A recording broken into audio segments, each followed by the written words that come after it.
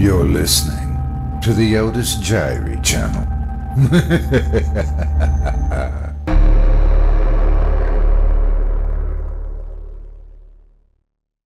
The Reappearance of Carrie Mae by Daniel Dubois. Performed by Otis Jiry. Looking back, I remember how all of my family's summer barbecues went the same way. There'd be the initial bustle of uncles and aunts arriving with kids, clicking paper bags full of liquor and lopsided foil trays of macaroni and lasagna. First drinks were poured, meat was thrown on the grill, and cackles followed light gossip in the crowded kitchen. We ate, parents drank. And as the afternoon progressed, all of the cousins overcame their shyness and darted around the open backyard. The older crowd took up residence in plastic-woven chairs with cups in hand. As they ventured deeper down into their drinks, so too did the light chatter from earlier in the afternoon descend into more serious subjects. It wasn't until I had reached 11 or 12 years old that I began to recognize the recurrence of the name Carrie Mae uttered from the semicircle of elders across the lawn. I asked my mom about who she was while driving home from a barbecue one afternoon. She just said, "I'll tell you when you're older." I'm 15 now, and the grown-ups still whisper, when I pass by their drinking circle, if Carrie Mae is the topic of a conversation. Little do they know that I've done a little bit of sleuthing on my own, through equal parts hearsay, courtesy of older cousins, and eavesdropping. I've managed since to piece together a general account of what happened to my distant cousin, Carrie Mae, and her family. After the fact, I can understand why my mother and all the other grown-ups chose to keep their story from us kids. It is, to this day, the scariest thing I have ever or never heard. It happened in a little town on the north shore of Massachusetts called Middletown, where Carrie Mae and her parents, my aunt and uncle, lived. Middleton was still pretty undeveloped in the mid-'80s. Young couples looking to start a family often opted for the paved and well-lit streets of neighboring Danvers or Salem over the pocked dirt roads of Middleton. But my Uncle Stephen and Aunt Lena, Carrie Mae's parents, were known for being somewhat bohemian. They were both painters who relished the unfettered wilderness that the small wooded town had to offer. The family fit in there well. Carrie Mae grew up surrounded by the likes of artists, painters, and eccentrics, who called that small stretch of forest home. On the evening that Carrie Mae went missing, her family was visiting a public patch of garden rented by one of her father's friends. This particular field was divided into dozens of small plots, where the town's citizens could grow anything from cucumbers to black-eyed Susans. Their friend's plot bordered the forest surrounding the field. While the parents sat in rickety chairs among the watermelons, the kids darted in and out of trees and played hide-and-seek. At one point in the evening, the other kids in the group came back to their parents, saying that they couldn't find Carrie Mae. They'd been playing a game of hide-and-seek, and even though the game had been over for 20 minutes, Carrie Mae was still nowhere in sight. At first, my aunt and uncle weren't that alarmed, the elder named from where they sat, expecting her to come running from the woods when she heard their voices. Carrie Mae was a playful and imaginative girl, but she was always well-behaved. That's why my Uncle Stephen and Aunt Lena started to get worried after only a few minutes of getting no answer from their calls into the woods. As the sun began to set, flashlights were retrieved from cars and grown-ups in the group fanned out into the surrounding woods to search for Carrie Mae. They called her name until 9 o'clock or so. After that, they called the cops. Days went by. Weeks. All the while, police officers and volunteers from Middleton and neighboring towns combed the woods, going miles into the New England forests. Yet, despite the fervor of the search, not so much as a shoelace was recovered. After 1 month of flyers, false tips, the whir of helicopter blades, and television appearances, my aunt and uncle first began to consider the possibility that they would never see Carrie Mae again. But then something extraordinary happened. Contrary to all statistics for missing children, kidnappings, and the rule of the first 48 hours, Carrie Mae was found. Or, more accurately, she just showed up. One day, roughly 5 weeks after her disappearance, she emerged naked, bruised, and scratched from the woods at the exact spot that she had entered from. No one was at the gardening plot at the time, as it was 5 o'clock in the morning, so she walked barefoot across the misty field and down the country road into town. Angus MacLeod, a fry cook at N&J Donuts, was the first one to spot her. He called the police, who picked her up and brought her to the station. By 7:30, there'd been a tearful reunion between Carrie Mae, Uncle Stephen, and Aunt Lena. By 9 o'clock, the news of Carrie Mae's return had trickled through the neighborhood and was spilling over into neighboring towns. 12 o'clock saw the long driveway to their home jammed with vans from every newspaper and television station on the North Shore, and by dinner time, all of Essex County was in celebration for the darling 13-year-old who had finally come home. It was like a bad dream, Aunt Lena whimpered into a Channel 5 microphone. A bad dream that I couldn't wake up from. But today I woke up. And so it seemed to that small pocket of Massachusetts in the dog days of 1985, like some great nightmare had hovered for a spell over their town, only to move on, saving its worst for another time and another place. The story of Carrie Mae was not so simple and joyous as all the headlines and news anchors led the country's residents to believe. However, while vast coverage was devoted to Carrie Mae's initial reappearance, virtually no attention was given to the events which ensued weeks later, after all of the fanfare had died down. By that time, Carrie Mae had had countless interviews with investigators and child psychiatrists regarding her disappearance.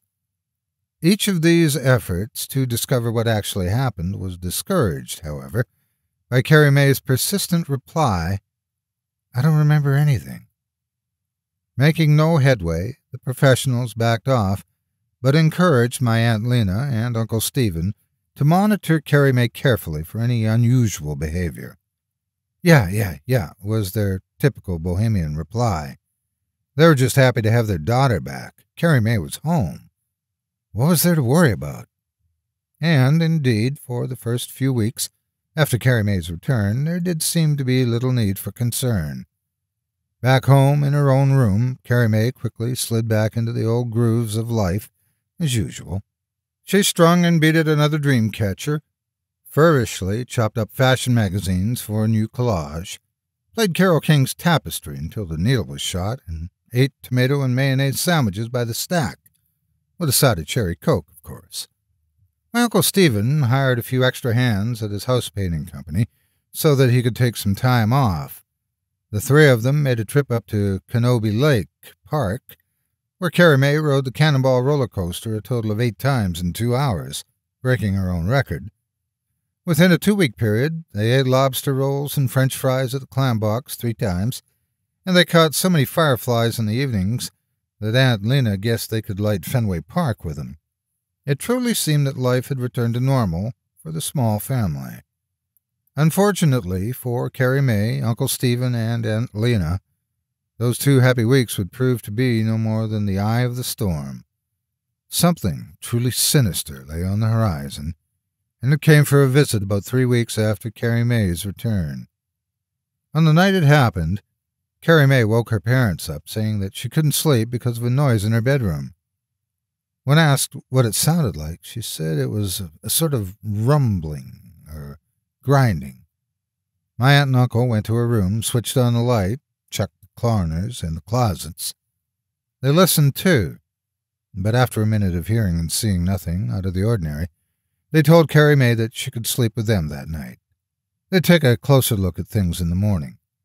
So all 3 of them went to bed and were soon asleep. In the very early morning, my Aunt Lena woke up to go to the bathroom. It was down the hall on the left just past Carrie Mae's room. After using the toilet, she was passing Carrie Mae's room when something caught her eye at the window. From the door, she could see Carrie Mae's window, which was open as it had been earlier that night. Nothing unusual there. What was unusual, what made my aunt's blood suddenly run cold, was the flap of torn screen hanging down into the room. Slowly, she padded past the threshold, over the floorboards, over to the window. Reaching down and picking up the flap of screen, she noticed that the edges were gnarled and frayed as if it had been sawed through with a blunt instrument. With a chill, she realized that this was likely the sound that Carrie Mae had heard, the cutting of the screen. As she examined it, she suddenly noticed something long and dark lying on the floor beneath the window. Picking it up, she noticed its lightness, how it was smooth on one side but curled and grimy on the other. One end of it was jagged as if it had broken off of something. The other was a fine point with a sharp edge running down one side. A bone? She thought, looking back and forth from the object to the window screen. She had felt the material before, felt it every day of her life. No, not a bone. It was then, just as she came to the sickening realization of what had been used to open the screen, that she heard it. A wet, guttural growl. She turned quickly to her left, expecting to find an animal. What she saw instead made the room spin. There, in the corner, lit partially by moonlight, stood a woman. But not just any woman. It was the most horrifying creature, animal, or man she had ever seen. The mere sight of it made her sick with revulsion and terror. It was completely emaciated. A filthy floral dress hung loosely from its shoulders. Its neck barely looked able to support the large head covered by the great wild and greasy nest of dark hair. Strands shot out in rays all around its skeletal face. Its wide, pale eyes, hid back in two caves within the skull, looked drugged, frantic, desperate, and even a bit mirthful. They hung above a thin, carved sliver of a mouth which seemed both to smirk and scowl, revealing flashes of black, rotted teeth. Bloody scratches and splotches of mud, dirt, and filth speckled its twig-like limbs. It had no shoes on. Both feet were black with earth, and brown, claw-like toenails dug into the floor where it stood. The nails on its hands were easily the length of fingers from which they grew.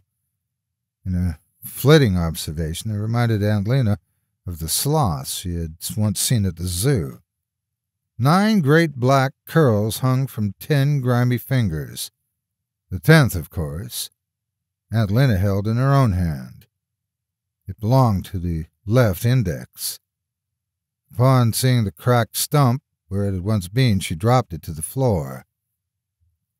The thing raised its right arm and pointed a dagger nail at Carrie Mae's empty bed. It growled again, only this time Aunt Lena realized it wasn't a growl at all. It was a word. Girl. Girl. Where's the girl? As it spoke, drool dribbled from its cracked lips, from between jagged black teeth. Strings of it glistened in the moonlight and pooled onto the ends of its massive toenails.